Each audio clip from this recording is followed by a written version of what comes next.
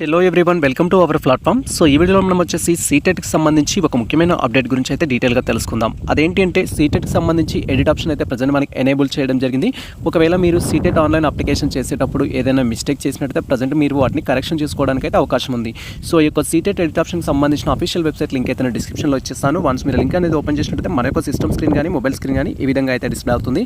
And once మనం scroll చేసినట్టయితే so ఇక్కడ సీటెట్కి సంబంధించి కరెక్షన్స్ యొక్క విండో అయితే మనం క్లియర్గా చూడొచ్చు.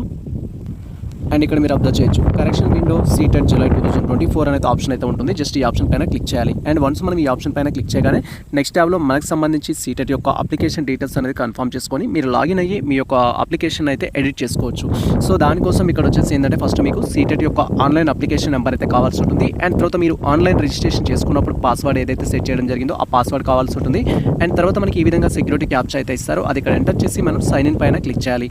అండ్ వన్స్ మన యొక్క డీటెయిల్స్ అనేది కన్ఫర్మ్ చేసుకొని సైన్ ఇన్ పైన క్లిక్ చేయగానే నెక్స్ట్ ట్యాబ్లో మనకు రిజిస్టర్ మొబైల్ నెంబర్కి కానీ మెయిల్ ఐడికి కానీ ఓటీపీ అయితే సెండ్ చేయడం జరుగుతుంది. ఆ ఓటీపీ కన్ఫర్మ్ చేసుకున్న తర్వాత మనకు సీటెట్ యొక్క అప్లికేషన్ని కరెక్షన్ చేసుకోవడానికి లేదా ఎడిట్ చేసుకోవడానికి మనకు అప్లికేషన్ ఫామ్ అయితే ఎనేబుల్ కావడం జరుగుతుంది. అండ్ దాంట్లో మీరు మీ యొక్క డీటెయిల్స్ అయితే ఎడిట్ చేసుకోవచ్చు.